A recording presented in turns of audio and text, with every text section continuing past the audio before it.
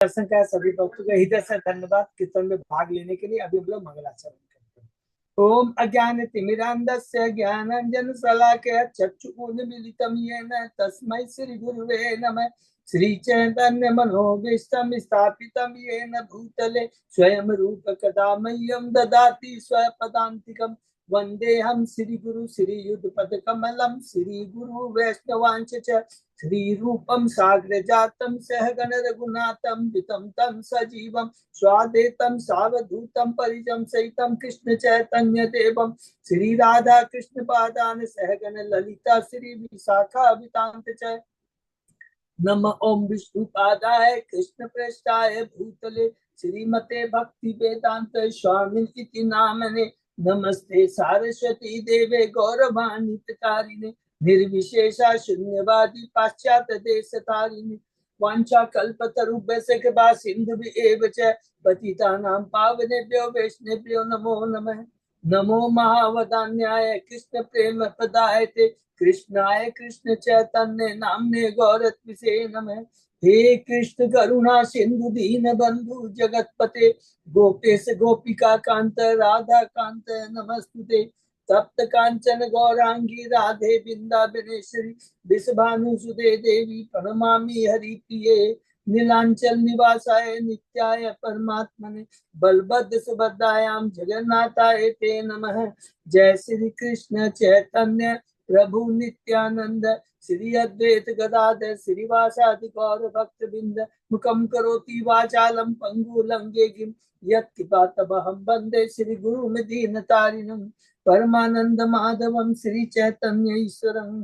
हरे कृष्ण कृष्ण कृष्ण हरे हरे हरे राम राम राम हरे हरे। श्री मंगलाचरण की जय। शिला प्रभुपाद की जय। हरे कृष्णा। आज के इस चेतन चैतन्य चर्चा में सभी भक्तों का हार्दिक स्वागत है। सभी भक्तों के चरणों में मेरा सादर दंडवत प्रणाम है। राधा माधव राधा गोविंद गुरु परम वैष्णव आचार्यों की असीम कृपा से हम सब भक्त मिलकर इस पीएचडी ग्रंथ चेतन चरिता के ऊपर चर्चा कर पा रहे हैं। अभी हम लोगों ने आदि लीला के 9 अध्याय को कंप्लीट किया है और आज हम लोग 10वां अध्याय चैतन्य वृक्ष के स्कंद शाखाएं तथा उप शाखाएं के बारे में हम लोग चर्चा करेंगे। तो प्रथम 9 अध्याय में हम लोगों ने क्या किया, तो प्रथम 9 अध्याय के जो 7 अध्याय है इसके अंदर हम लोगों ने पूरा 14 जो मंगलाचरण के श्लोक है इसमें हमने चैतन्य तत्व, नित्यानंद तत्व, अद्वैताचार्य तत्व, पंच तत्व के पूरे तत्वों के बारे में पढ़ा और इन 4 तत्वों के माध्यम से हमने भक्ति तत्व, भगवान ईश्वर तत्व, भक्ति तत्व, भगवान के भक्त के तत्व के बारे में बहुत डिटेल में पढ़ा और भगवान की जो शक्तियों के बारे में, भगवान की अलादीनी शक्ति और भगवान की जैसे 3 शक्तियों को बोलेंगे, संधिनी, समवित और अलादीनी शक्ति, ये हम लोगों ने पढ़ा। अर्थात अंतरंगा शक्ति के बारे में पढ़ा, बहिरंगा शक्ति के बारे में पढ़ा, तटस्थ शक्ति वाले जीव शक्ति के बारे में पढ़ा। विष्णु तत्व कौन है, जीव तत्व कौन है, इस सारों को हमने डिटेल में पढ़ा। संक्षेप में थोड़ा दोहराएंगे। पहले अध्याय, पहले दूसरे तीसरे चौथे 4 अध्याय में चैतन्य तत्व के बारे में पढ़ा और उसमें हमने 6 मंगलाचरण के श्लोकों को पढ़ा। तो प्रथम अध्याय में कृष्णदास कविराज गोस्वामी नमस्कार करते हैं गुरु को, भक्त को, ईश्वर को, भगवान के अवतार को, भगवान के अंश प्रकाश को और भगवान की अंतरंगा शक्तियों के बारे में। तो यहाँ पर जो अंतरंगा जब शक्तियां का हम लोग देखते हैं तो इसमें ये बहुत याद रखेंगे कि वास्तव में जो अलादीनी शक्ति राधा रानी, जहां से बहुत इंपॉर्टेंट मैं टच करते जाऊंगा, अलादीनी शक्ति राधा रानी है जो भगवान के बाएं अंग से प्रकट होती है और उससे ही सारी गोपियां वृंदावन की आती है और उसके बाद में उन्हीं से द्वारका की रानी आती है और उन्हीं से उसके बाद में बैकुंठ की लक्ष्मी आती है। तो सर्वश्रेष्ठ कौन है, गोपियां हैं। और उससे नीचे वर्णन करेंगे तो उसके बाद बोलेंगे द्वारका की रानी है और उसके बाद में बैकुंठ की लक्ष्मियां हैं। तो बहुत इंपॉर्टेंट पढ़ा।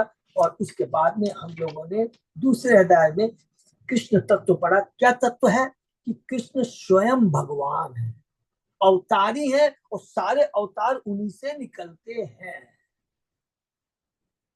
उसके बाद में हमने पढ़ा तीसरा अध्याय भगवान के अवतार के बाह्य कारण। तो बाह्य कारण और अंतरंग कारण देखिए कितना है। जब हम खाली बाह्य कारण पढ़ते हैं और यही तो मेन कारण है, अरे कि कृष्ण प्रेम प्रदान करना, हरिनाम संकीर्तन, युग धर्म, कृष्ण कलयुग का युग धर्म हरिनाम संकीर्तन, उसका प्रचार करना है। और अद्वैताचार्य है, उन्होंने हुंकार लगाई और उनकी बात आवाज को सुनकर, उनकी प्रार्थना को सुनकर चैतन्य महाप्रभु प्रकट होते हैं। ये बिल्कुल सही बात है, ये बाहरी कारण है, लेकिन आंतरिक कारण जो इसीलिए इसको तत्व कहते हैं। वो जानना चाहते हैं भगवान श्री कृष्ण सर्वोपरि है। लेकिन याद रखें इस चौथे अध्याय से मालूम पड़ता है भगवान, क्योंकि हमने भागवतम में पढ़ा अहम भक्त पराधी, ये राधा रानी की भक्ति कैसी है, मेरे में ऐसा क्या है जो राधा रानी मेरी भक्ति के प्रति आकर्षित होती है। और तीसरा मोस्ट इम्पोर्टेंट कि राधा रानी को मेरी भक्ति करके क्या आनंद मिलता है। और ये जब तक मैं भगवान हूँ ये समझ नहीं सकता, मुझको कुछ भक्त बन के आना पड़ेगा, क्योंकि राधा रानी भक्त है। इसलिए स्वयं राधा रानी का भाव, राधा रानी की कांति लेकर करके चैतन्य महाप्रभु प्रकट होते हैं। ये तीन अंतरंग कारण है। तो ये चैतन्य तत्व पूरा पढ़ा हम लोगों ने। उसके बाद में 5वें अध्याय में नित्यानंद तत्व। नित्यानंद तत्व चैतन्य महाप्रभु भगवान की क्या है, प्रकाश है। प्रकाश है, शक्ति नहीं, ये याद रखेंगे, प्रकाश है। और कौन सी शक्ति धारण करते हैं, ये संधिनी शक्ति। संधिनी शक्ति माने जो सत्य, माने भगवान का पूरा धाम, भगवान को जो चीज की भी दरकार होती है सारी सेवा केवल बलराम के माध्यम से होती है। और कौन कौन सी सेवा का मतलब है, खाली ये नहीं, सारी सृष्टि का कार्य भी, ये जितनी भी सृष्टि होती है नंबर 1, जितने भी अवतार निकलते हैं सब कुछ, और जितने भी भगवान को अपनी लीला को करने में जितने भी आवश्यकताएं होती है, उनका आसन वासन कपड़े धाम को प्रकट करना, सारा काम वो भगवान का, उनका जो प्रकाश है बलराम करते हैं। बलराम में भी यदि कोई पूछेगा तो कितने गुण होते हैं, 64 ही गुण होते हैं इष्ट की तरह। खाली फर्क क्या है, थोड़ी सी मात्रा कम होती है। लेकिन इसलिए याद रखेंगे, लिखा है 5वें अध्याय में पूर्ण पुरुषोत्तम भगवान कृष्ण समस्त अवतारों के स्रोत है, और भगवान बलराम अवतारों के स्रोत उनके द्वितीय शरीर है। ये वर्ड याद रखेंगे, द्वितीय शरीर है, जो कि भगवान की सेवा करने के लिए, सृष्टि का कार्य करने के लिए, महाशंकरचंद कार्योदक्षा विष्णु गर्भदक्षा विष्णु छिद्र, ये सृष्टि का कार्य करने के लिए आते हैं। और अनंत शेष सेवा के लिए, और सेवा के अंदर में क्या है, करोड़ों अरबों खरबों जितने भी ब्रह्मांड है उसको नित्यानंद प्रभु अनंत शेष के रूप में उसको धारण करके रहते हैं। और एक ब्रह्मांड सरसों के दाने के समान दिखाई देता है। विष्णु तत्व है, लेकिन भाव क्या है, सेवा का भाव है, ये याद रखेंगे। और इसलिए वो आदि गुरु कहलाते हैं कि किस प्रकार भगवान की सेवा की जाए। ये 5वां अध्याय में हमने पढ़ा बलराम तत्व नित्यानंद, और 6वें अध्याय में हमने पढ़ा अद्वैताचार्य तत्व। अद्वैताचार्य कौन है, अद्वैत आचार्य, वो भी भगवान के अवतार है, भगवान से अभिन्न है।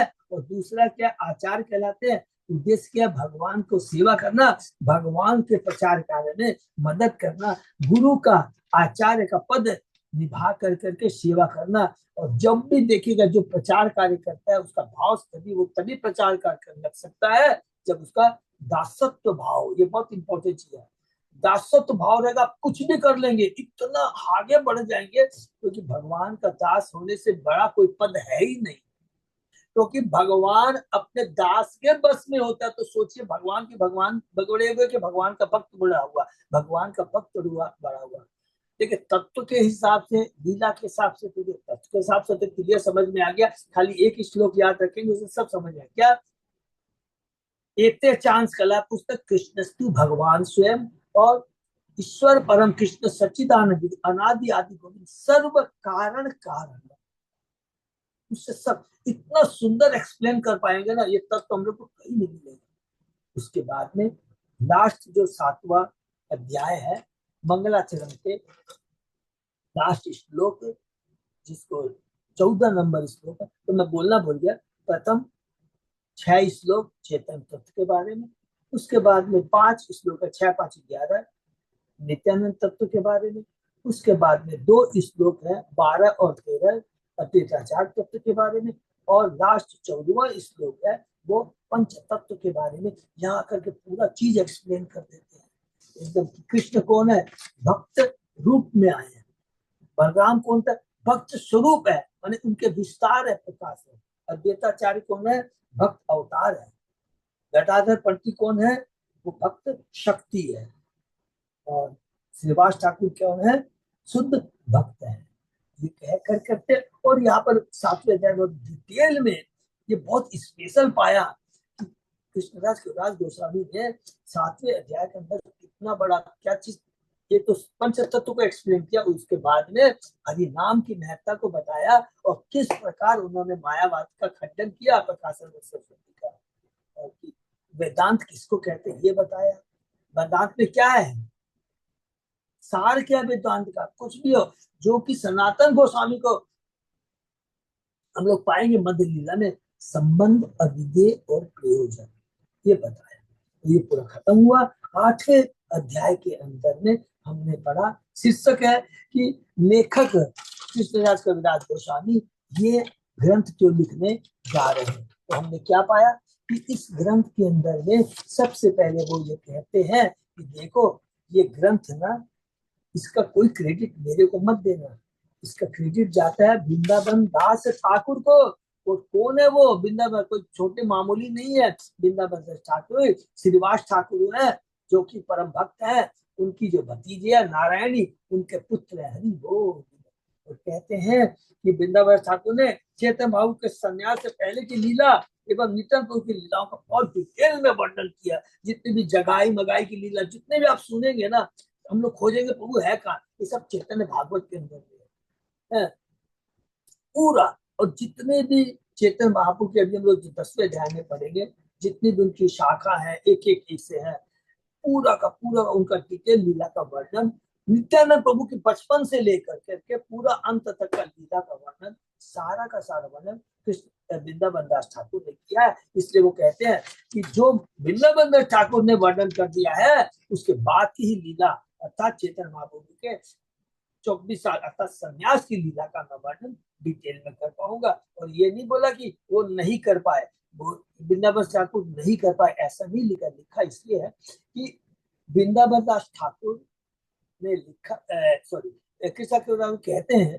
कि वृंदावन दास ठाकुर ने चेतन महाप्रभु के बचपन की लीला, मतलब संन्यास लेने के पहले, प्लस बलराम जी की, नित्यानंद प्रभु की लीलाओं को इतना डिटेल में वर्णन किया। और पूरा चैतन्य भागवत इतना मोटा हो गया, बोला अब इससे ज्यादा तो नहीं होगा संभव, इतना मोटा हो गया। तब उन्होंने बंद कर दिया, क्योंकि तब भगवान की, स्वयं भगवान की इच्छा थी कि अब बैलेंस का काम कृष्णदास कविराज गोस्वामी के लिए। इसीलिए हमने लास्ट में पढ़ा 8वें अध्याय के अंत में क्या लिखा, उनका 2 जन की कृपा हुई, एक होती है शुद्ध भक्त की कृपा और भगवान की कृपा। तो शुद्ध भक्त की कृपा कैसे हमने पढ़ा, हरिदास पंडित, उन्होंने कृष्णा कविराज गोस्वामी को कहा कि आप चैतन्य महाप्रभु के संन्यास के बाद की लीला को लिखिए। और उसके बाद में परमिशन किसको दिया, मदन मोहन मंदिर, राधा मदन मोहन मंदिर में जब वो जाते हैं तो किस प्रकार भगवान के गले से माला निकल जाती है, और तुरंत गोसाई जो मंदिर के देख रखे थे, उन्होंने वो माला कृष्णदास कविराज गोस्वामी को पहना देते हैं। और जैसे ही दोनों गुरु और भगवान की कृपा मिलती है, पहले गुरु की कृपा याद रखेंगे, कभी भी याद रखें, बिना गुरु की कृपा के भगवान की कृपा नहीं मिल सकती है।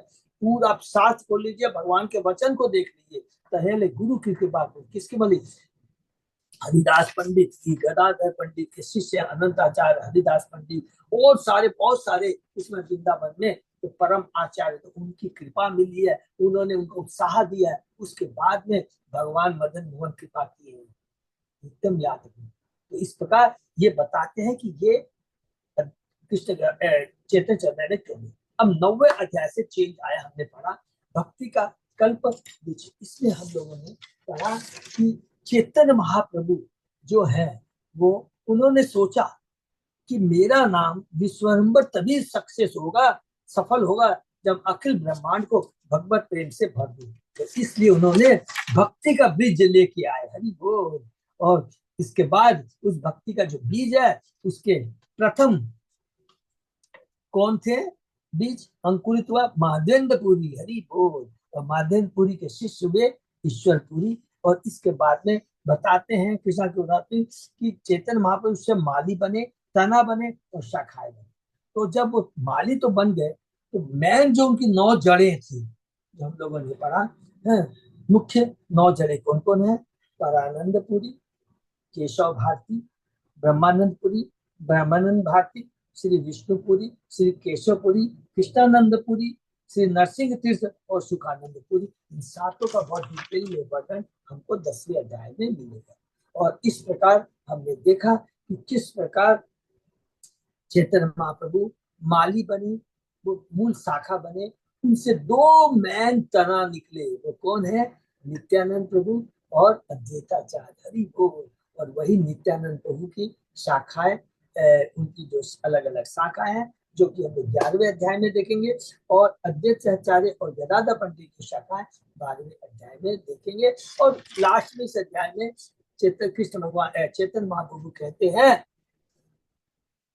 कि इस भावनात्मक आंदोलन का वितरण सारे विश्व में करो, जिससे सारे लोग इन फलों को खाकर अंततः विद्वत मृत्यु से मुक्त हो सके।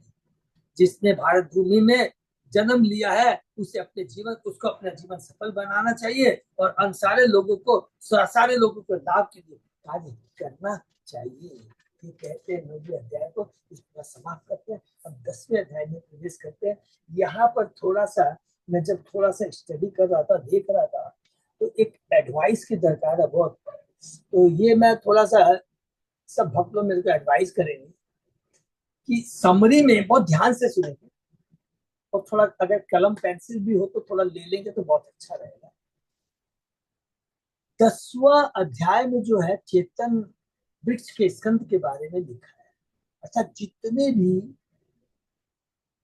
बंगाल के, उड़ीसा के, पुरी के और बनारस के जितने भी उनके शिष्य आए और जिन्होंने प्रचार कार्य में मदद किया, उनका बहुत वर्णन नाम ही मैनली लिखा गया है। और किसी किसी भक्त का उनके बारे में लिखा गया है। तो जैसे कि एग्जाम्पल शुरू करता हूं, 10वें अध्याय के अंदर में श्लोक नंबर 8 से लेकर के 122 तक उड़ीसा और बंगाल के भक्तों का उन्होंने विश्लेषण वर्णन किया है। श्लोक नंबर 8 से 122 तक में उड़ीसा एवं बंगाल के भक्तों का वर्णन किया है। और वो नंबर ऑफ भक्त कितने हैं, जिसको शाखा बोलेंगे 90। और उसके बाद में श्लोक नंबर 123 से लेकर 151 के अंदर में जगन्नाथपुरी के भक्तों का वर्णन किया है। तो जगन्नाथपुरी के भक्तों का आपको समझ में आ गएगा कौन कौन आ जाएंगे। सार्वभौम प्रभु आ जाएंगे, रामानंद आ जाएंगे, स्वरूप दामोदर आ जाएंगे, बहुत सारे हरिदास ठाकुर सब आ जाए, हमारे बहुत सारा उधर में वर्णन आ जाएगा। ये है 123 से लेकर 151 श्लोक तक। और इसमें 37 शाखा माने 37 भक्तों का वर्णन किया। पहले 8 से लेकर 122 में उड़ीसा और बंगाल के भक्तों का वर्णन किया, जिनकी संख्या है 90। और 123 से लेकर 151 तक जगन्नाथपुरी के भक्तों का वर्णन किया, जिनकी संख्या है 36। और उसके बाद में 152 नंबर श्लोक से लेकर 158 श्लोक के अंदर में बनारस के भक्तों का वर्णन किया। और वो केवल 3 जन है। जो हमने रिपीट भी किया था, वो 3 जन कौन है, कहा रिपीट किया था? 7वें अध्याय में जब चैतन्य महाप्रभु बनारस में थे और उस समय प्रकाशानंद सरस्वती को वो मायावाद का जो सिद्धांत उसका काट करके उसे भक्त बनाया, उस समय कौन कौन वहां थे? सबसे पहले हमने पढ़ा था कि वहां पर तपन मिश्र था और सत चंद्रशेखर आचार्य थे, क्योंकि वो लोग बहुत दुखी हो जाते हैं, महाप्रभु आपका इस तरह लोग अपमान करते हैं, मैं बर्दाश्त नहीं कर सकता। और तीसरा कौन है, बहुत इंपॉर्टेंट है, सद गोस्वामी में से एक है और तपन मिश्र के पुत्र है रघुनाथ भट्ट गोस्वामी। 3 जन, 3 शाखा है। तो टोटल यहाँ पर ये पूरा अध्याय 10 के अंदर में वर्णन है। 11वें अध्याय के अंदर में नित्यानंद के तत्व के बारे में हम लोग जो पढ़ रहे हैं, इसके अंदर में टोटल 76 नित्यानंद के पार्षद है या उनके जो भक्त हैं 76 है, पूरा 76 का वर्णन है, क्योंकि टोटल नित्यानंद का ही है तो इसलिए अलग से कुछ बोलने का नहीं, पूरा नित्यानंद का 76 भक्तों का वर्णन है। और 12वें अध्याय के अंदर में चूंकि दो जन का है, अद्वैताचार्य और किसका है, गदाधर पंडित का। तो एक इस पहले श्लोक से लेकर 78 श्लोक में जो अद्वैताचार्य के शाखाओं का शाखा ब्रांचेस का वर्णन है या उनके भक्तों का वर्णन है, उनकी संख्या 38। और बाकी 79 से लेकर 96 तक के श्लोक में गदाधर पंडित के भक्तों का शाखाओं का वर्णन है, जिनकी संख्या है 33। और उसके बाद खाली नाम है, पूरा नाम है। तो अब मेरा प्रश्न है, सबने लिख लिया तो बहुत अच्छा, क्योंकि ये थोड़ा अच्छा मेहनत का है, तो ये सीख लेंगे तो बहुत अच्छा लगेगा आपको। किसी का नहीं लिखा तो मेरे से पूछ लेंगे, मैं बोल दिया। अब 10वें अध्याय में जो चैतन्य महाप्रभु के उड़ीसा बंगाल के 90 भक्त हैं, जगन्नाथपुरी के 37 भक्त हैं और बनारस के 3 भक्त हैं। इनका एक एक डिटेल में हमको पढ़ना है, एकदम फ्रैंकली बताएंगे, क्योंकि हम लोग को कोई ये नहीं कि एग्जाम देना भी है, यह सब लोग अपने आप पढ़ेंगे। तो यहाँ में थोड़ा सा कंफ्यूजन था इसमें, सब बोले भक्ति पढ़ना, तो हम लोग शुरू कर देते हैं। हरे कृष्णा प्रभु जी पढ़ ही लीजिए, हम लोग के पास बुक भी नहीं है प्रभु जी। अच्छा, बुक्स भी नहीं है क्या? नहीं प्रभु जी। अच्छा, बुक्स तो माता जी आप जरूर ले लीजिए, ये बहुत जरूर है चेतन चाहते। ठीक है, तो बाकी सब भक्त लोग का भी यही ओपिनियन है, तो हम लोग शुरू करते हैं, ठीक है? तो हाँ प्रभु जी, लेट कर ले। ओके, शुरू करा। ओम नमो भगवते वासुदेवाय, ओम नमो भगवते वासुदेवाय, ओम नमो भगवते वासुदेवाय। चेतन चरितामृत आदि लीला अध्याय 10 शीर्षक है चेतन वृक्ष के स्कंद शाखाएं तथा उप शाखाएं। ध्यान में क्या रखेंगे, 8 श्लोक से लेकर करके 122 श्लोक तक के अंदर में हम लोगों को बंगाल और उड़ीसा के जब पढ़ेंगे नाम तो सब याद आएगा, अरे प्रभु इनका तो नाम सुना, बहुत अच्छा लगेगा।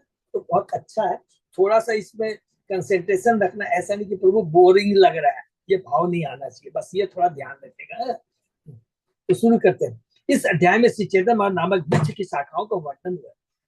श्री चैतन्य पदाम्बोज मधु एवयो नमो नमः, कथचित आश्रयात येषां स्वापि तत्गंध भाक भवे। मैं भौरों के समान उन भक्तों के चरणों में बारंबार नमस्कार करता हूँ जो चेतन महाप्रभु के चरण कमलों के मधु का निरंतर आस्वादन करते हैं। कौन बात कह रहे हैं? कृष्णदास कविराज गोस्वामी ये बात कह रहे हैं। और देखिए, यदि कुत्ते जैसा अभक्त भी किसी प्रकार ऐसे भक्तों की शरण में पहुंच जाता है तो उसे भी कमल के फूल की सुगंधि का आनंद प्राप्त होता है। भगवान के शुद्ध भक्त को इतने पावरफुल होते हैं।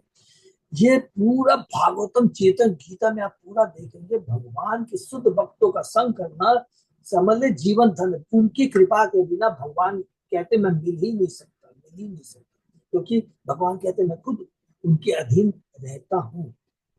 इस संबंध में कुत्ते का विचार अत्यंत महत्वपूर्ण है। सामान्यतः कुत्ता किसी भी यह देखा जाता है कि भक्त का कुत्ता भी धीरे धीरे भक्त बन जाता है। हम लोग शिवानंद सेन के अभी लीला सुनेंगे, मध्य लीला के अंदर बहुत सुंदर है। हमने वास्तव में देखा कि कुत्ते में तुलसी के पौधे के लिए भी कोई आदर नहीं होता, बल्कि वह स्वभाव बस तुलसी के पौधे पर पेशाब करना चाहता है। तो कुत्ता पहले दर्जे का भक्त होता है, लेकिन श्री चैतन्य महाप्रभु का संकीर्तन आंदोलन इतना प्रबल है कि कुत्ते जैसा अभक्त भी चेतन महाप्रभु के भक्त की संगति से धीरे धीरे भक्त बन जाता है। चैतन्य महाप्रभु के एक महान गृहस्थ भक्त शिवानंद सेन जब जगन्नाथपुरी जा रहे थे तो एक कुत्ता उनसे आकर्षित होकर उनके साथ चल पड़ा। यह कुत्ता उनके साथ चलता रहा और अंत में चेतन महाप्रभु का दर्शन करने जा पहुंचा, तो उसको मोक्ष मिल गया। उसी प्रकार श्रीनिवास ठाकुर के घर के कुत्ता तथा बिल्लियां भी मोक्ष लाभ प्राप्त कर सके। बिल्लियों, कुत्तों तथा अन्य पशुओं से भक्त बनने की आशा नहीं की जाती, किंतु शुद्ध भक्त की संगति में इनका भी उद्धार होता है। और उसके बाद और याद कर लेंगे कि चैतन्य महाप्रभु जब झारखंड के जंगलों से होके जाते हैं तो जितने भी उनका उद्देश्य वही रहता है, क्या तो भगवान अद्भुत कर्मणा है। पहली बार वृंदावन गए, वापस आ गए, तो कृपा किसके ऊपर करनी थी? सनातन गोस्वामी और रूप गोस्वामी पर कृपा करनी थी, राम के लिए। फिर वापस आ गए, उसके बाद में फिर वापस जाते हैं, बोलते राम के लिए से नहीं गए, इस बार वो जाते हैं झारखंड से होके जाते हैं, क्योंकि इस बार उनको कृपा करनी है। सारे जंगल के पशु पक्षी जानवर सब पर कृपा करनी थी। तो ये प्रभु भगवान की बहुत चेतन महाप्रभु, इसलिए इनको महावदान अवतार कहा गया है। तो बिल्लियां कुत्ते तथा अन्य पशुओं से भक्त बनने की आशा नहीं की जाती, किंतु शुद्ध भक्त की भांति संगति में उसका उद्धार हो जाता है। हरि बोल। जय जय श्री कृष्ण चैतन्य नित्यानंद, जय अद्वैत चंद्र, जय गौर भक्त वृंद। श्री चैतन्य महाप्रभु तथा नित्यानंद प्रभु की जय हो, श्री अद्वैत प्रभु की जय हो, और श्रीवास समेत समस्त महाप्रभु के भक्तों की जय हो। हरि बोल। एक यही माली यही वृक्ष अकथ्य प्रथम, ये भी सुंदर मुख्य शाखा नाम है विवरण। माली तथा वृक्ष के रूप में श्री चैतन्य महाप्रभु का वर्णन अकल्पनीय है। खुद हम लोगों ने 90 अध्याय में पढ़ा, माली बन के आते हैं। माली बन के वो इतना बीज लेके आते हैं, बीज को बोते हैं, और उनका प्रथा अंकुर होता है कौन? माधवेंद्र पुंत्री। माधवेंद्र पुंत्री के शिष्य होते हैं ईश्वरपुरी, और ईश्वरपुरी के शिष्य स्वयं भगवान है चैतन्य महाप्रभु। माली तथा वृक्ष के रूप में श्री चैतन्य महाप्रभु का वर्णन अकल्पनीय है। अब इस वृक्ष की शाखाओं के विषय में ध्यान से सुनिए। चैतन्य गोसाई जो तो पारिषद चौय, गुरु लघु भाव तारना हो निश्चय। श्री चैतन्य महाप्रभु के अनेक पार्षद थे, किंतु उनमें से किसी को भी ऊंचा या नीचा नहीं समझना चाहिए। ये एक मोस्ट इम्पोर्टेंट शिक्षा है, इसका निर्धारण नहीं किया जा सकता। आज हमारे जितने भी भक्त हैं, हम लोग एक दूसरे को मदद कर करके हम लोग प्रीचिंग का काम रियल हृदय से प्रीचिंग कर रहे हैं। देखिए, ये खुद अपने everyone can make their own assessment कि रियल में मैं इच्छा है कि नहीं, कि खाली एक बस ठीक है वो एक एज ए ड्यूटी कर रहा, नहीं। पूरा मन में जब तक ये भाव नहीं आता कि मेरे को सेवा करनी है, प्रचार करना है। देखिए गुरु प्रभात प्रभुपाद 70 साल की उम्र में अपने सारी फैमिली को, अपनी पत्नी को, बच्चों को छोड़ करके सोचिए आए हैं। हम कौन सी खेत की मूली है? ये बहुत बड़ी शिक्षा है, और कितना उन्होंने कष्ट। इसलिए कहते हैं कि महाप्रभु ने कितना बड़ा रिस्क लिया है प्रभुपाद जी ने। इससे बड़ा एग्जाम्पल क्या हो सकता है कि मलेच्छों को जाकर करके उन्होंने प्रीचिंग किया। कोई वो न ब्राह्मण क्षत्रिय वैश्य, सच पूछा जाए तो वो शूद्र से भी नीचे गए गुजरे थे, उनके जो आचरण थे उनको जाके प्रीच किया। इसलिए कहते हैं भगवान का नाम पाने का अधिकार सबको है, तो हमको भी अपनी चेतना को उसी लेवल तक लेके आना पड़ेगा। अरे ये ऊंचा नहीं, इसको काटना पड़ेगा। और मनुष्य योनि बहुत दुर्लभ है, तो ज्यादा से ज्यादा लोगों को प्रचार में लाना पड़ेगा। नहीं, प्रचार तभी हम कर पाएंगे जब हम अपने को पहले आचार में लेकर आएंगे, अपनी चेतना को थोड़ा सा ठीक करेंगे। अपनी नहीं मेरे को प्रचार करना है, नहीं तो उसके बिना मेरा जीवन बेकार है। ये बहुत जरूरी है। इसलिए कभी को ऊंचा नीचा किसी को नहीं समझना है, क्योंकि भक्ति के अंदर में कोई भी भौतिक क्वालिफिकेशन कोई मायने नहीं रखती है। 1% उसकी कोई वैल्यू नहीं है। जो तो महांत केलाता सवार गणन के कोरी बारे नारे ज्येष्ठ लघु क्रम। श्री चैतन्य महाप्रभु के संप्रदाय के सारे महापुरुष की गणना इन भक्तों में होती है, किंतु इनमें कौन छोटा है और कौन बड़ा, इसका अंतर नहीं हो सकता। जरा मन में आ गया तो वही क्लीन बोल्ड देवता सवारी कोरी नमस्कार, नाम मत कोरी दोस्ता लगे अमर। मैं उन सबको आदर से नमस्कार करता हूँ। मेरी उनसे विनती है कि वे मेरे अपराधों पर ध्यान दें। ये है कृष्णदास के गोस्वामी की दिव्य नम्रता, करुणता, समर्पण एंड सरलता। वंदे श्री कृष्ण चैतन्य प्रेमामृतरो प्रियान, शाखा रूपान भक्त गणान कृष्ण प्रेम फल प्रदान।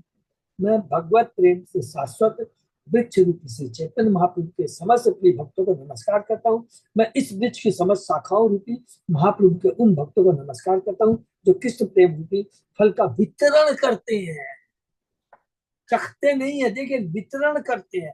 देखिए, जिसमें सेवा का भाव तो अपने आप उनको तो भक्त बन ही जाएगा। इसलिए उस आचरण का मतलब क्या हुआ कि मुझे भगवान के चेतन महाप्रभु के आदेश का पालन करना है। चारे देखो तारे का किस उपदेश, हमारा आज्ञा गुरु है तारे देव। ये बहुत इंपॉर्टेंट पॉइंट है। गीता में भगवान लास्ट के एकदम 18वें अध्याय में यही कहते हैं, जो मेरे नाम का प्रचार दूसरों में करता है वो मुझे सबसे ज्यादा प्रिय है। फल का वितरण करते हैं।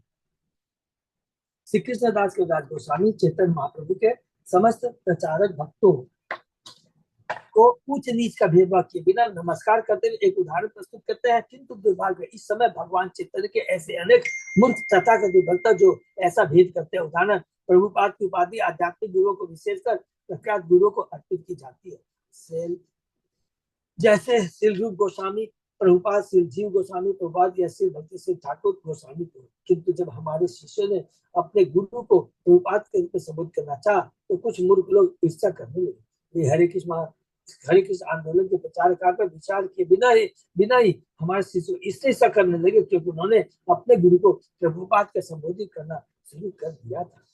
फलतः उन्होंने किस आंदोलन के महत्व को कम करने के लिए अन्य ऐसे ईर्ष्यालु व्यक्तियों के साथ मिलकर एक गुट बना लिया। ऐसे मूर्खों को सुधारने के उद्देश्य से कृष्णदास को स्पष्ट कहते हैं कि हे कोरी बारे नारे ज्येष्ठ लग्न, जो कोई भी श्री चैतन्य महाप्रभु के संप्रदाय का प्रामाणिक प्रचारक होगा उसे महाप्रभु के असली भक्तों का सम्मान करना चाहिए। उसे किसी एक प्रचारक को महान और दूसरे को तुच्छ मान के हिस्सा नहीं करना चाहिए। यह भौतिक भेदभाव है जिसका आध्यात्मिक स्तर पर कोई महत्व नहीं है। इसलिए कृष्णदास गोस्वामी चैतन्य महाप्रभु संप्रदाय के उन समस्त प्रचारकों को सम्मान भी आदर करते हैं जिसकी वृक्ष की शाखाओं से की गई है। इस्कॉन भी उनमें से एक शाखा हरि बोल। अतः महाप्रभु के समस्त निष्ठावान भक्तों द्वारा इसका आदर किया जाना चाहिए।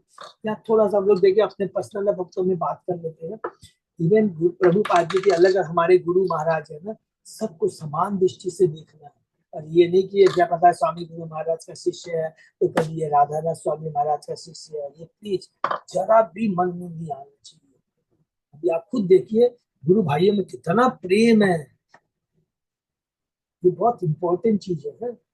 श्रीवास पंडित आर श्री राम पंडित दुई भाई दुई शाखा जगत यहाँ से शुरू हो जाता है। अब देखिए स्टार्टिंग हो रहा है, इससे मैंने पहले लिख दिया 8वें श्लोक से लेकर सीधे 122 तक ध्यान रखेंगे। अब शुरू हो रहा है तो उसके पहला नाम दे रहे हैं श्रीवास पंडित का। श्रीवास पंडित तथा श्री राम पंडित इन दोनों भाइयों से दो शाखाएं प्रारंभ हुई जो संसार में सर्वविदित है। गौर गणोदेश दीपिका में श्रीवास पंडित श्रीवास ठाकुर को नारद मुनि और उनके छोटे भाई श्याम पंडित को नारद के घनिष्ठ नित्य पर्वत मुनि का अवतार माना गया है। इसको नोट करते जाएंगे, नहीं तो कहीं नहीं मिलेगा ऐसे चीज है, नोट करते जाएंगे। जैसे हम लोग हरिदास ठाकुर सबको जानते हैं किसके हैं, ब्रह्मा जी के, और यहीं पर श्रीवास किसके, वो अवतार है नारद मुनि के। हरि बोल। और उनके छोटे भाई राम पंडित को नारद के घनिष्ठ मित्र पर्वत मुनि का अवतार माना जाता है। तो यदि होगा तो एक जगह लिख भी सकते हैं। चलिए भक्तों ने अच्छा कहा कि लिखना एक एक करके लिखने से ज्यादा अच्छा। पूरा पढ़ते हुए जाएंगे, ये जितना ही समय लग जाए कोई बात नहीं। श्रीवास पंडित की पत्नी मालिनी को कृष्ण की धाय अंबिका की अवतार माना जाता है। हरि बोल। कृष्ण की धाय अंबिका है वो है मालिनी, माने इसका मतलब बहुत सीनियर वो थी है, इसीलिए श्रीवास ठाकुर और उनकी पत्नी मालिनी जो इस कलयुग में थे, जो आए नारद मुनि और मालिनी जो कृष्ण की धाई है, माने वो सीनियर, माने सीनियर का मतलब एजेड है। तभी तो चैतन्य महाप्रभु ने बलदेव जी को नित्यानंद को उनके यहाँ रहने के लिए कहा था। हरि बोल। जिसने भगवान कृष्ण को अपने स्तनों से दूध पिलाया था, देख लिए। हरि बोल। और जैसा कि पहले बताया जा चुका है, चैतन्य भागवत के लेकर ठाकुर विनोद दास की माता नारायणी जो श्रीवास पंडित की भतीजी थी, कृष्ण लीला में अंबिका की बहन थी। हरि बोल। सब कहीं नहीं मिलेगा, तो इतना इम्पोर्टेंट। श्री चैतन्य भागवत से पता चलता है महाप्रभु द्वारा संन्यास ग्रहण करने के बाद श्रीवास पंडित ने भी विनय बस नवद्वीप छोड़ दिया था और वे कुमार हट में रहने लगे थे। अभी हम लोग जब सियालदा से ट्रेन पकड़ के जाते हैं ना, बाई सब आते हैं कुमार हट वगैरह सब जो नाम आएंगे। सीधी पत्नी सीरी निधि तार दुई सहोदर चारे भाई दास दासी गृह परिकर। उनके अन्य दो भाइयों के नाम श्रीपति तथा श्री निधि पे उन चारों भाइयों, उनके नौकर तथा नौकराइयों को एक वेद शाखा माना जाता है। दुई शाखार उपशाखा है स्वबार वर्णन जार गृह महाप्रभु सदा संकीर्तन। इन दोनों शाखाओं से निकलने वाली उप शाखाओं की कोई गिनती नहीं है। श्री चेतन बाबू नित्य ही श्रीवास पंडित के घर में संकीर्तन किया करते थे। चारी भाई सामने से कौरे चैतन्य सेवा गौर चंद्र बिना नहीं जाने देवी देवा। ये चारों भाई तथा उनके पारिवारिक सदस्य श्री चैतन्य महाप्रभु की सेवा में पूरी तरह लगे रहते थे। वे अन्य किसी देवता या देवी को नहीं जानते थे। जानते थे मतलब ऐसे थोड़ा है कि मतलब उनका सम्मान जरूर करते थे। इसलिए हमको देवताओं का आदर जरूर करना है। अगर अनादर करेंगे तो बहुत बड़ा अपराध हो जाएगा, भगवान बहुत नाराज हो जाएंगे। पूजा तो केवल कृष्ण की करनी है। श्री नरोत्तम दास ठाकुर ने कहा अन्य देवाश्रय नाई तो हमारे कोई नो भाई, एक भक्ति परम कारक। यदि कोई शुद्ध भक्त बनना चाहता है तो उसे किसी देवता या देवी के शरण में नहीं जाना चाहिए। मूर्ख मायावादी कहते हैं कि देवताओं की पूजा करना पुष्प भगवान की पूजा के समान है। अरे देवताओं की तो बात छोड़ दो, वो तो मूर्ख कहते हैं कुत्ता बिल्ली सब एक ही है, सब जाकर के एक ही जगह मिल जाते हैं, कोई अंतर नहीं है, किसी की पूजा कर सकते हैं। तो यह सही नहीं है। इस दर्शन के लोग नास्तिकता की ओर मुक्त होते हैं, जिसे इसका कोई अनुमान नहीं है कि वास्तव ईश्वर है क्या। वह अपने द्वारा कल्पित किसी भी रूप को या किसी भी धूर्त को जिसे वह स्वीकार कर ले ईश्वर मान लेता है। इस तरह से सस्ते देवताओं या ईश्वर के अवतारों को मान लेना वास्तविकता में नास्तिकता है। अतः हम इस नतीजे में पहुंचते हैं कि जो लोग देवताओं को या अपने आप को ईश्वर का अवतार घोषित करने वाले को पूछते हैं वे सभी नास्तिक है। उनका ज्ञान नष्ट हो चुका है, जिसकी पुष्टि भगवद गीता द्वारा कामेश हित ज्ञान तपधनते अन्य देवता। जिसके मन भौतिक इच्छाओं के प्रति विकृत हो चुके हैं वे देवताओं के शरण में जाते हैं। दुर्भाग्य से जो लोग कृष्ण भाव का अनुशीलन नहीं करते और वैदिक ज्ञान को सही ढंग से नहीं समझते, वैदिक ज्ञान को सही ढंग से नहीं समझते का मतलब सारे वेदों का, उपनिषदों का, पुराणों का, महाभारत, गीता, भागवतम, चेतन चेतावनी, ब्रह्म संहिता, कुछ को भी ले लीजिए, अल्टीमेटली सारे वेद एक ही चीज बताते हैं कि श्री कृष्ण ही परम है। लेकिन चूंकि वेदों के अंदर क्योंकि देखिए कृष्ण क्योंकि अन्य वेदों में अलग माने धर्म अर्थ काम मोक्ष के बारे में लिखा है, तो हम पता जीव क्या होता है सब भूल जाता है, उसी के अंदर लग जाते हैं। मुझे बहुत धन चाहिए, अच्छी पत्नी चाहिए, ये चाहिए, ये चाहिए, समझे ना। लेकिन ये सब वेदों में जब अंदर घुसेंगे तो बताता है अरे भाई ये सारी चीजें जिनको भौतिकता की इच्छा है सब में ढंग से मांग लो, झीना झपटी मत करो, खाली सब ढंग से मांगो। उसके लिए पहली चीज ये स्टेप बताएगा। और जब हम सब ढंग से हर चीज को लेंगे, डिसिप्लिन रखेंगे, तभी तो सतोगुण के लेवल पे आएंगे और तब हम समझ पाएंगे कि जीवन का लक्ष्य क्या है। तो अल्टीमेट है भगवान को जानना, भगवान के संबंध को जानना, अपने भगवान से खोए संबंध को उन्हें स्थापित करना और कृष्ण प्रेम प्राप्त करना। किसी भी धुर्त को ईश्वर का अवतार मान लेता है, उनका यह कहना है कि मात्र किसी देवता की पूजा करके अवतार बना जा सकता है। ऐसे गलत दार्शनिक विचार हिंदू धर्म के नाम पर चल रहे हैं, लेकिन कृष्ण आंदोलन इसको समर्थन नहीं देता। वस्तुतः हम इसकी डटकर भर्त्सना करते हैं। शिला प्रभुपाद की जय। देवताओं एवं ईश्वर के अवतारों की ऐसी पूजा को शुद्ध कृष्ण आंदोलन से जोड़कर कभी भी नहीं देखा जाना चाहिए। आचार्य रत्न नाम धरे बड़ एक शाखा तार परी कर तार शाखा उप शाखा। आचार्य एक अन्य बड़ी शाखा थे और उनके पास उप शाखाएं थी। नेक्स्ट, आचार्य रत्न नाम श्री चंद्रशेखर जार घोरे देवी भावे नाचिला ईश्वर। आचार्य रत्न को भी चंद्रशेखर आचार्य भी कहते थे। उनके घर में एक नाटक में चेतन बाबू ने लक्ष्मी का अभिनय किया था। चंद्रशेखर आचार्य सबको याद आ गया होगा। श्री चैतन्य बाबू की उपस्थिति में नाटक भी खेले जाते थे, किंतु इसमें भाग लेने वाले शुद्ध भक्त होते थे। हरि बोल। किसी भारी व्यक्ति को इसमें आने की अनुमति नहीं दी जाती थी। इस्कॉन के सदस्य को इसका अनुसरण करना चाहिए। जब भी वे श्री चैतन्य महाप्रभु या भगवान कृष्ण के जीवन के विषय में किसी नाटक पर मंच करे, तब अभिनय करता शुद्ध भक्ति होनी चाहिए, कोई बाहर का नहीं। और ये बहुत सुंदर नाटक करता है, अच्छा ये बहुत सुंदर बोलता है, नहीं, प्लीज। सुंदरता और भाव नहीं आएगा उसमें, भक्ति का भाव नहीं आएगा, भौतिकता का भाव आ जाएगा, भौतिक आकर्षण आ जाएगा। पेशेवर अभिनेताओं तथा नाटकों को भक्ति का कोई ज्ञान नहीं होता।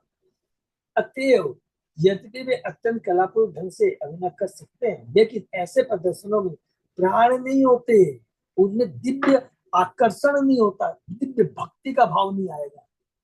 बल्कि सच पूछा जाए कड़े शब्दों तो हमारी चेतना भी खराब हो जाएगी।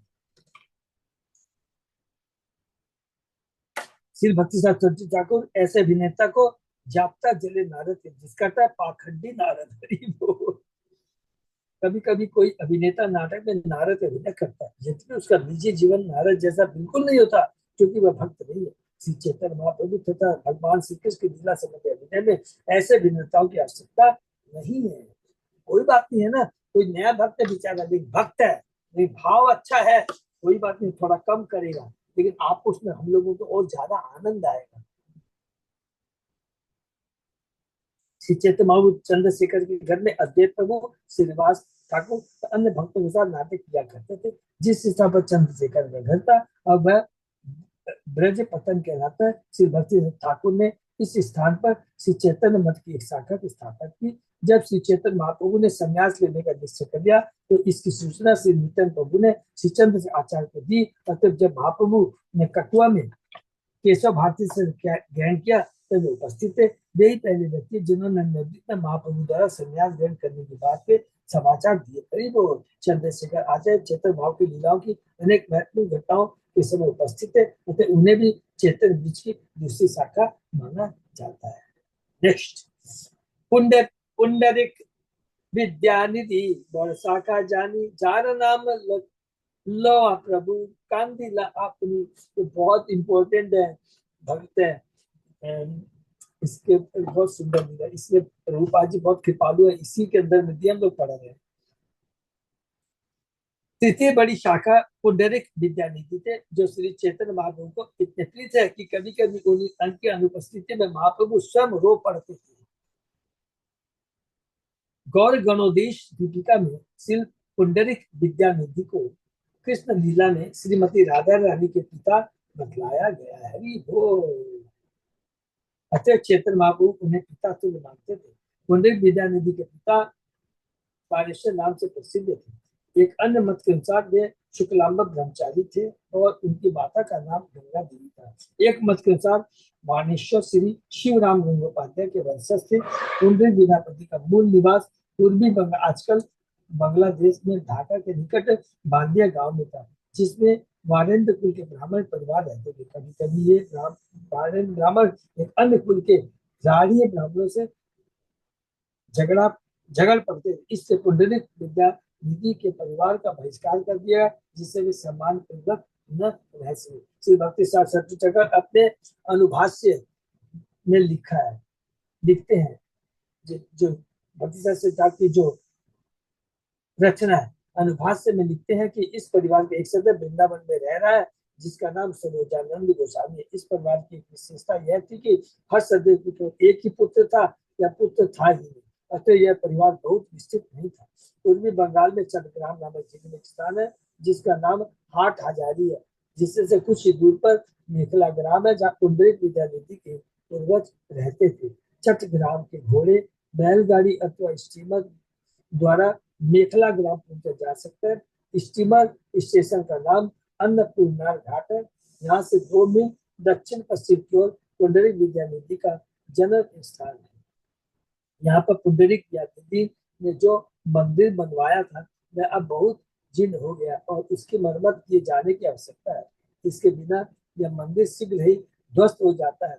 इस मंदिर में ईंटों पर दो लेख होते हैं, क्योंकि वे इतने पुराने हैं कि उन्हें पढ़ा नहीं जा सकता। इस मंदिर से 200 गज दक्षिण की ओर एक दूसरा मंदिर है और कुछ लोग कहते हैं कि यही पुंडरिक विद्यानिधि द्वारा बनाया गया प्राचीन मंदिर है। श्री चैतन्य महाप्रभु पुंडरिक विद्यानिधि को पिता कहते थे, उन्होंने उन्हें प्रेम निधि की उपाधि भी दी थी। पुंडरिक विद्यानिधि बाद में गदाधर पंडित के गुरु और स्वरूप दामोदर के घनिष्ठ मित्र बने। हरि बोल। गदाधर पंडित ने पहले पुंडरिक विद्यानिधि को सामान्य साहूकार समझा था, साहूकार समझा था। मैंने पुंडरिक विद्यानिधि माने बहुत सुंदर है, एकदम पान उन खा करके मस्त बैठे रहते, एकदम टकाटक आयरन का कुर्ता पहनते थे। तो जब गदाधर पंडित के पास में जाते हैं, बोले अरे ये तो क्या है, मैंने बहुत सुंदर लीला है, तो हम लोग अभी इसको पढ़ेंगे, बहुत समय लग जाएगा। किंतु बाद में सीते बाबू के बतलाने पर वे उनके शिष्य बन गए। बुद्धि विद्यानिधि के जीवन की एक अन्य घटना जगन्नाथ मंदिर के पुजारी की निंदा करने से संबंधित है, जिसके दंड स्वरूप जगन्नाथ प्रभु ने स्वयं उनके मुंह पर चप्पल लगाई थी। इसका उल्लेख श्री चैतन्य भागवत के अन्य खंड के अध्याय 7 में हुआ है। श्री भक्तिनाथ ठाकुर को हमें बतलाते हैं कि उनके समय में पुंडरीक विद्यानिधि के परिवार के 2 वंशज जीवित थे, जिनके नाम श्री हर कुमार स्मृति तीर्थ तथा कृष्ण किंकर विद्यालंकार थे। अधिक जानकारी के लिए वैष्णव मंजुषा नामक शब्द को देखना चाहिए। बहुत सुंदर है लीला, यदि समय मिलेगा तो पुंडरीक विद्यानिधि के हम लोग लीला पढ़ेंगे। बोरो शाखा गदाधर पंडित गोसाई तेहो लक्ष्मी रूप अवतार सम केहू नहीं। चौथी शाखा गदाधर पंडित को श्री कृष्ण के हृदय शक्ति के अवतार के रूप में वर्णित किया गया। हरि बोल, अतः उनकी बराबरी कोई नहीं कर सकता। गौर गणेश देव दीपिका में कहा गया है, श्री कृष्ण की हलादेवी शक्ति पहले वृंदावनेश्वरी नाम से विख्यात थी। अब श्री चैतन्य महाप्रभु की लीलाओं में श्री गदाधर पंडित के रूप में उनका आविर्भाव हुआ। हरि बोल। श्री स्वरूप दामोदर गोस्वामी ने इंगित किया कि कृष्ण की हलादेवी शक्ति लक्ष्मी के रूप में भगवान को पहले श्याम सुंदर बल्लभा का रूप में अत्यंत प्रिय थी। वही श्याम सुंदर बल्लभा चैतन्य महाप्रभु की लीला में गदाधर पंडित के रूप में उपस्थित हुई। पहले वे ललिता सखी के रूप में श्रीमती राधा रानी की सेवा करने के लिए सर्वदा समर्पित। इस प्रकार गदाधर पंडित एक साथ श्रीमती राधा रानी तथा ललिता सखी के अवतार हैं। इसको नोट कर लेंगे। चेतन चरिता के इस खंड के 12वें अध्याय में गदाधर पंडित के वंशजों तथा उनकी गुरु परंपरा का वर्णन हुआ है। क्योंकि हम लोगों ने पढ़ा ना 12वें अध्याय में 2 जन का शाखाओं का वर्णन है, अद्वैताचार्य और गदाधर पंडित। अद्वैताचार्य की 38 शाखाएं हैं और गदाधर पंडित की 33 शाखाएं हैं।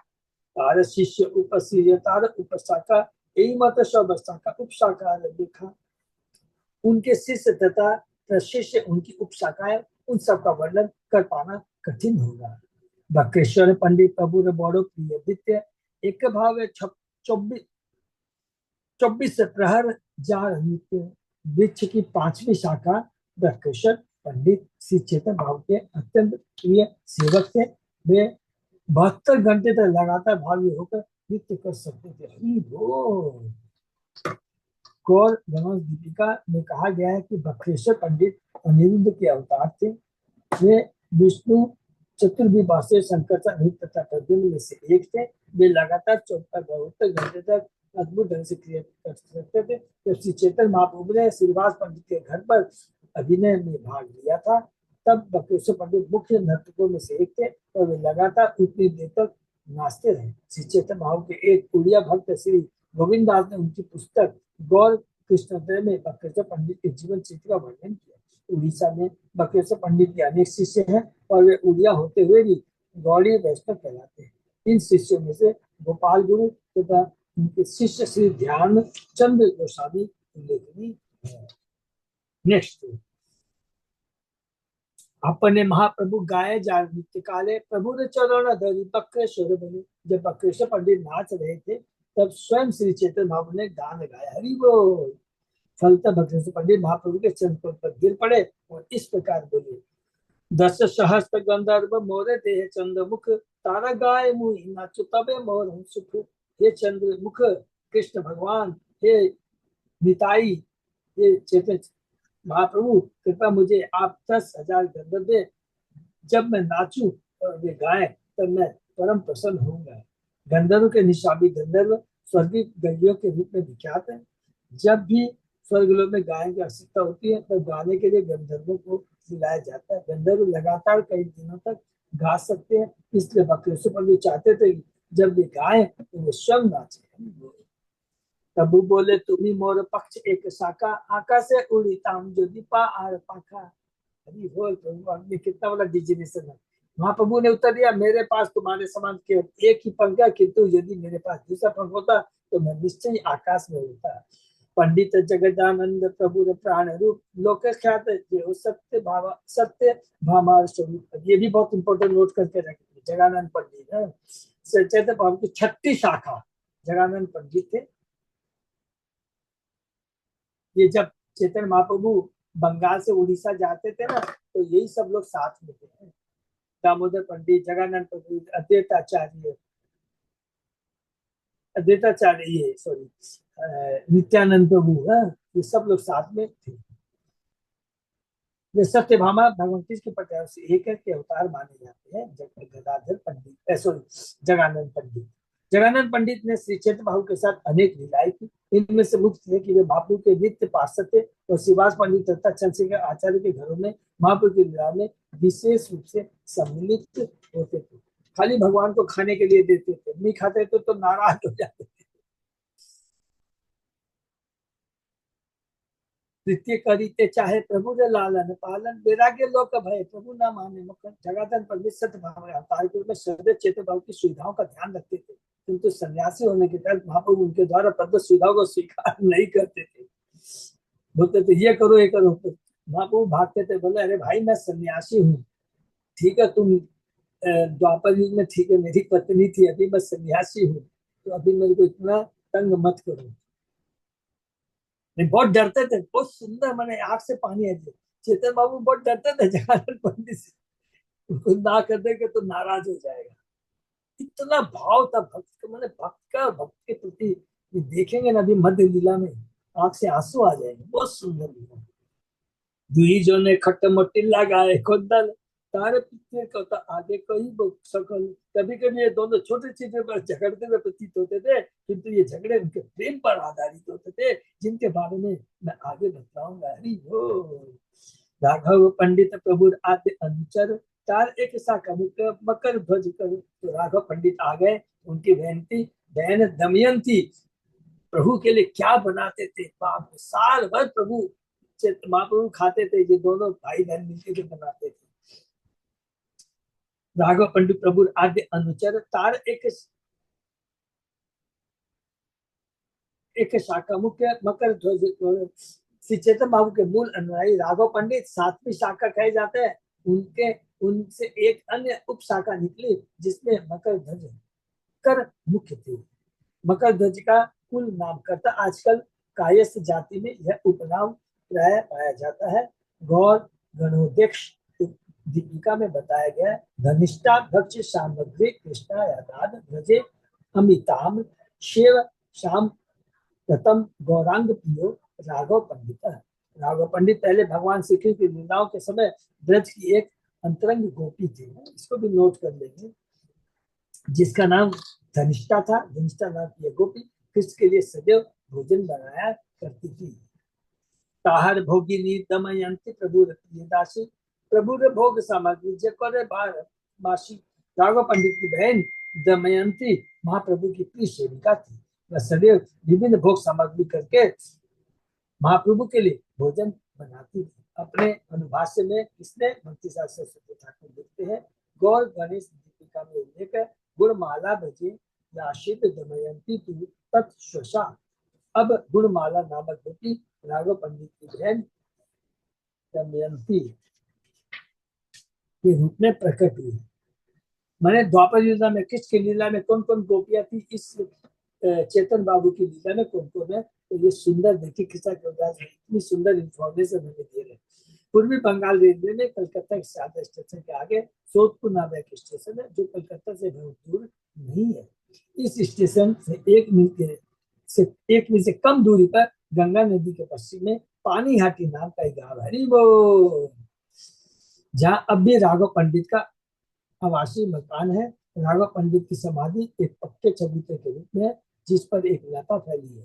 पास के जीर्ण मंदिर में मदन मोहन का चबूतरा। इस मंदिर की व्यवस्था स्थानीय जमींदार श्री शिवचंद्र राय चौधरी करते हैं। मकर ध्वज कर भी पानीहाटी के ही निवासी थे। से सब सामग्री जो तो जालीते भोरिया राघव लैया जाने गुप्त कोरिया। जब चेतन बाबू पूरी में थे तो उनके लिए दमयंती जो भोजन तैयार करती, उसे उसका भाई राघव दूसरे के नजर से बचाकर एक थैली में ले जाया करता था। 12 मास ताहा प्रभु कोरे न अंगीकारी, बहुत इंपॉर्टेंट श्लोक है। राघवेंद्र झाली बोली प्रसिद्ध जहां, इतना बना के ले चलते थे प्रभु। आज प्रभु सॉरी चेतन महाप्रभु साल भर उसको खाते थे। महाप्रभु 12 महीने यह भोजन स्वीकार करते थे। ये थैलियां अब भी राघवेंद्र झाली अर्थात राघव पंडित की थैली के नाम से विख्यात है। मैंने सारा सुख आइटम होता था, हजारों हजारों तरह के अचार, ये हरि बोल से सब सामग्री आगे कोरी वो विस्तार जहर सवने भक्ते रहो वह असुधार हरि बोल। मैं श्री राघव पंडित की थैली की सामग्री के बारे में इस ग्रंथ में आगे वर्णन करूंगा। इस विद्वान के सुख भक्तन प्राय हो उठते हैं, उनकी आंखों से अश्रु झरने लगते हैं। जिंदगी भर सुबह से शाम तक खाली महाप्रभु के लिए बनाते थे। और जब बंगाल से भक्त लोग जाते थे, उसका हम लोग वर्णन सुनेंगे मध्य जिला में। तब उस समय महाप्रभु के लिए वो लोग माँ बहन भाई कैसे लेके जाते थे। राघवेंद्र झाली का विस्तृत वर्णन श्री चैतन्य चेतन के अंत लीला के 10वें अध्याय में खोजा जा सकता है। प्रभु अत्यंत प्रिय पंडित गंगादास जहार स्मरण सर्व बंधनास। पंडित गंगादास श्री चेतन बीच की 8वीं सखा थी। जो व्यक्ति उनके कार्य का स्मरण करता है वह सारे बंधनों से मुक्त हो जाता है। तो 8वीं सखा टोटल कितनी है? 90 सखा है। अभी याद रखना, उस उड़ीसा बंगाल के भक्तों का चल रहा है।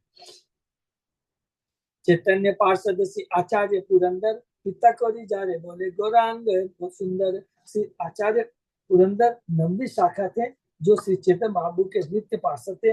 महाप्रभु उन्हें अपने पिता के रूप में मानते थे। यानी किसको पिता के रूप में मानते? पुंडरी दयानिधि है। तो अब हो गए यहाँ पर पुरंदर। चेतन भागवत में बताया गया कि जब श्री चैतन्य महाप्रभु राघव पंडित के घर जाते तो निमंत्रण पाने पर सुन पुरंदर आचार्य के यहाँ भी तुरंत जाया करते थे। पुरंदर आचार्य भी सर्वाधिक भाग्यशाली समझाते हैं क्योंकि महाप्रभु उन्हें अपने पिता कहा करते थे तो बड़े प्रेम से उनका आलिंगन किया करते थे। हरि बोल। तो यही पर हम लोग विराम देते हैं। ठीक है, हरे कृष्णा। तो ये इसी तरह बहुत इंपॉर्टेंट पर लोग का हम लोग को मिलेगा। इसको थोड़ा नोट कर लेंगे, जल्दी थोड़ा मेहनत का काम है, लेकिन ये मध्य लीला में और प्रीचिंग में बहुत हेल्प करेगा है? इसका सारा वर्णन आएगा, इन सबका बहुत डिटेल में वर्णन। तो इसमें बार बार एक ही रिपीट कर रहा हूँ। वृंदावन दास ठाकुर ने अपने चेतन भागवत में बहुत किया, लेकिन कृष्णदास गोस्वामी ने बहुत सुंदर ढंग से जितना मैक्सिमम पॉसिबल हो सकता है वो डिटेल देने का प्रयत्न किया। हरे कृष्ण। ये तो विराम देते हैं। यहाँ तो और कुछ तो बोलने का नहीं है, और आगे हम लोग बढ़ेंगे। किसी का कुछ पूछना है तो पूछ सकते हैं। अच्युत अजय दास प्रभु। हाँ प्रभु जी। बस तो अभी कुछ अनाउंसमेंट है प्रभु? प्रभु जी, ये ठाकुर वृंदावन दास की जो माता नारायणी थी, श्रीवास पंडित की भतीजी थी। हाँ भतीजी थी। हाँ माता जी। अगर भतीजी थी तो ये 3 भाई थे, उन्हीं में से किसी की बेटी हुई ना, जैसे 4 भाई थे। हाँ यस करेक्ट, एकदम सही। हाँ बिल्कुल। सबसे पहले ये लिखिएगा कि जो नारायणी थी ना, श्रीवास ठाकुर की भतीजी नारायणी। फट जाएगा ना, गरम पड़ने का ना। गोदावरी माता जी वो बंद करिए आप। ठीक है ना श्री संगीता माता जी है। ये बहुत इंपॉर्टेंट है, याद ये रखें। भतीजी किसकी है ये प्लीज इसको बोल्ड अक्षर में लिखिएगा। श्रीवास ठाकुर की भतीजी थी। और वो नारायणी कौन थी मालूम है? चेतन महाप्रभु का हमेशा जूठन खाती थी।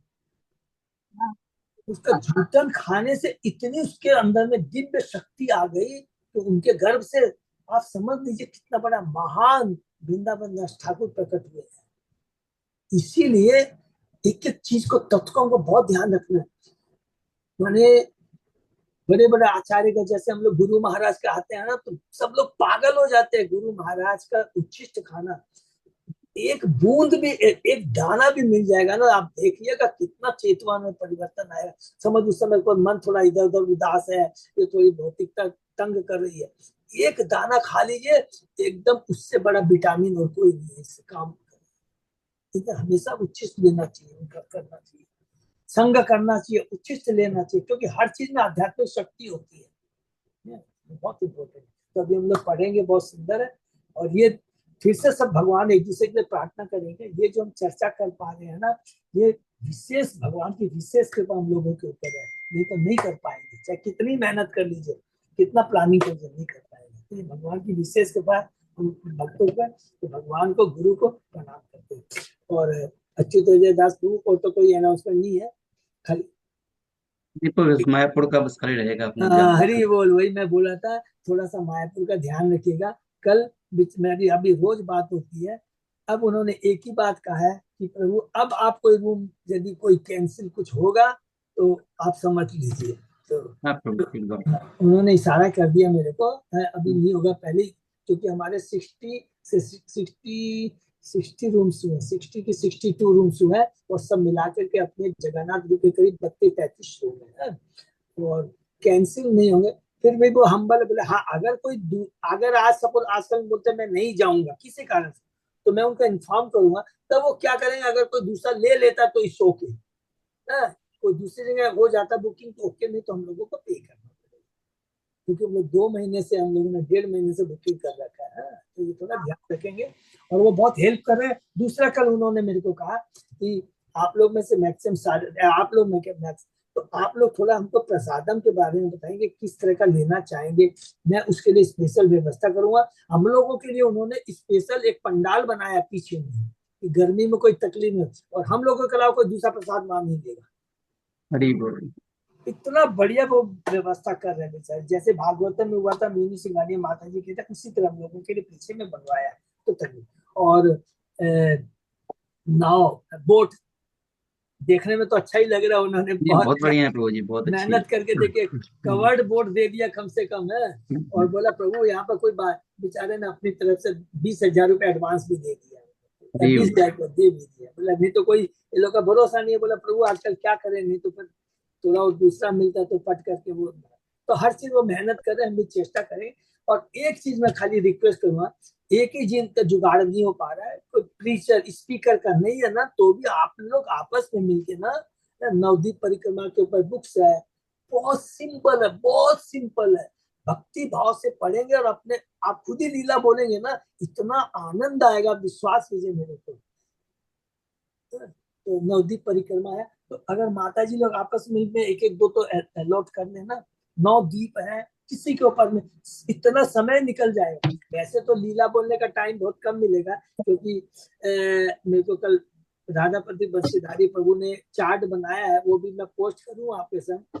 तो वो चार्ट बनाया है इष्ट देव प्रभु ने, तो इष्ट देव प्रभु बहुत जानकार है वहाँ पे, जिन्होंने अपनी भक्ति कुटीर बिल्डिंग बनाई है, बहुत बहुत अच्छे सेवक है, लेकिन बहुत अच्छे सेवक है, तो उन्होंने भी बनाया है, तो वो भी कराएंगे। लेकिन 2.5 दिन में कितना होगा हम लोग चेष्टा करेंगे। इस बार एक खाली विशेष जरूर है कि हम लोग कटुआ जरूर जा रहे हैं, जो कि अभी चेतन चेतामित पढ़ रहे हैं। कहाँ है वो, वहां पर केशव भारती। केशव भारती कौन है, जिनसे चेतन महाप्रभु ने संन्यास दीक्षा ली थी। ईश्वरपुरी से क्या ली थी, हरिनाम दीक्षा ली थी, लेकिन केशव भारती से उन्होंने क्या लिया था, संन्यास दीक्षा लिया था। तो ये सब चीज याद रखेंगे तो बहुत। हरे कृष्णा, ये पे भी राम। तो प्रसादम का तो माता जी लोग आपस में मिलकर थोड़ा बता सकते हैं। 1 मिनट और लूंगा। पहला दिन है 28 तारीख को, सब ब्रेकफास्ट अपनी बस में लेके जाएंगे, तो लंच और डिनर वहां होगा, राइट, 2 वो हो गया। 29 तारीख को ब्रेकफास्ट लंच और डिनर तीनों होगा, 3, 2, 5। और 30 तारीख को हम लोग खाली ब्रेकफास्ट लेकर फिर सीधा कटुआ निकल जाएंगे, ठीक है। कटवा से होते हुए सीधे वापस आएंगे, लौट जाएंगे। कटुआ से फिर सीधा हम लोग हावड़ा अपना कलकत्ता आ जाएंगे। तो कटुआ से हावड़ा कलकत्ता 250 किलोमीटर है, करीब करीब 4-4.5 घंटे में हो जाता है। 150 है, सॉरी मैं 250 बोला कि 150 जो भी है, 4-4.5 घंटे में आराम से पहुंच जाएंगे। रोड बहुत अच्छी है, ठीक है ना। तो बहुत अच्छा है। तो आशा करते हैं हरे कृष्ण प्रभु जी। हरे कृष्ण प्रभु जी, धन्यवाद, प्रणाम धन्यवाद, प्रणाम माता जी। मैं हरे वही कृष्णा मायापुर के लिए मैं एक रूम बोली थी और एक रूम चाहिए, मिलेगा? जी। माता जी शायद चेक कर लेंगे, मेरे देखता को हूँ, बोली माता जी, आपस कोई अगर में कैंसिलेशन होता है मेरे तो हम लोग चेक कर लेंगे। हो जाएगा माता जी, आपका हो जाएगा क्यों हो जाएगा ना, मेरे ख्याल शायद 1-2 कैंसिलेशन हो सकता है, तो आपस में बात कर लेंगे। जैसे 2 जन का मैं बहुत सबसे माने श्री सीता राधा देवी माता जी के सबसे ज्यादा उन्होंने बहुत माने इतना सुंदर ढंग से बना के दिया ना, एक उनसे बात कर लीजिए, और दूसरा नीतू माता जी से बात कर लीजिए, तीसरा अच्युत अजय दास प्रभु से बात कर लीजिए, तो 99% हो जाएगा, आपस में हो जाएगा। ठीक है प्रभु जी, हरे कृष्ण। रजिस्ट्रेशन का लक्ष्मी नहीं आया ना, कितना क्या देना है? माता जी वो मैं अभी तक खुद ही नहीं कैलकुलेट कर पाया। अब जैसे अच्छा हुआ याद फिर भी दिलाते एक हो, टोकन एडवांस प्रभु जी बता दीजिए, कुछ ले लेते हैं, फिर मैं कम बता पैसे जो भी देता हूँ, रहेगा। मैं बता देता हूँ कैसे है। बहुत सिंपल है, देखिए कैसे बता रहा हूँ। हमारे तो 4 खर्चे, बोर्ड का खर्चा है, वो 172 लोग जाएंगे, करीब 20,000 रुपये बताया है, 175 डिवाइड 20,000 कर लें। दूसरा है इसका बस का, बस पर हेड पर 4 बस हम लोगों ने किया है हावड़ा मिला के, 33,000 रुपया पर बस का, और 41 सीटिंग है, तो थोड़ी सी सीटिंग कम हो रही है, लेकिन 1-2 भक्त लोग अपनी गाड़ी लेके जाएंगे तो वो एडजस्ट हो जाएगा। रूम मिल सकते हैं, लेकिन नंबर ऑफ हेड्स बढ़ना थोड़ा रिस्की हो जाएगा, वो थोड़ा ध्यान रखिए। तो इसका मतलब क्या हुआ कि 41 इंटू 4, 1,64,000 लोग तो ये हो गए, उससे ज्यादा नहीं होगा, प्लस जो बस गाड़ी में अपने जाएंगे तो उतना बच जाएगा। आप कैलकुलेट कर दीजिएगा, आजकल में कैलकुलेट करके थोड़ा सा बता देंगे, तो क्या है ना, सबको ही देना चाह रहे ठीक है, थे। ओके, मैं आज कैलकुलेट करके बता दूंगा, ठीक है। तो अप्रोक्सीमेटली उसमें अपने मतलब वो फिक्स नहीं रहेगा, कुछ भी कम बेसी जो भी होगा, मतलब ऐसा नहीं कि प्रभु जी आप बता दिए, इससे ज्यादा लगा तो अपने पॉकेट से देंगे, वैसा भी नहीं करना है। नहीं तो अरे हाँ, हम लोग चेष्टा उसी हिसाब करें। से हम अपने लेके चलेंगे, टेंटेटिवली ले लेंगे, जो लगेगा फिर अपने एक्चुअल उसको फिर डिस्ट्रीब्यूट करेंगे। ठीक है, थैंक यू बाबू। और ये याद रखना कि माने एक्सपेक्टेशन है कि इस बार माने आप एक्सपेक्टेशन से ज्यादा गर्म पड़ रही है, जो कि आजकल की गर्म ज्यादा पड़ गई है। तो वो थोड़ा केयर रखना पड़ेगा अपने को, लेकिन भक्ति करते हुए निकले कोई टेंशन की बात नहीं। ठीक है ना, हरे कृष्ण। हरे हरे हरे कृष्ण। सही भक्तों का बहुत बहुत धन्यवाद, किसी से नहीं विराम देते हैं, फिर कुछ हरे साथ बोलो। हरे कृष्णा हरे कृष्णा हाँ, हरे कृष्ण माता जी। हरे कृष्णा।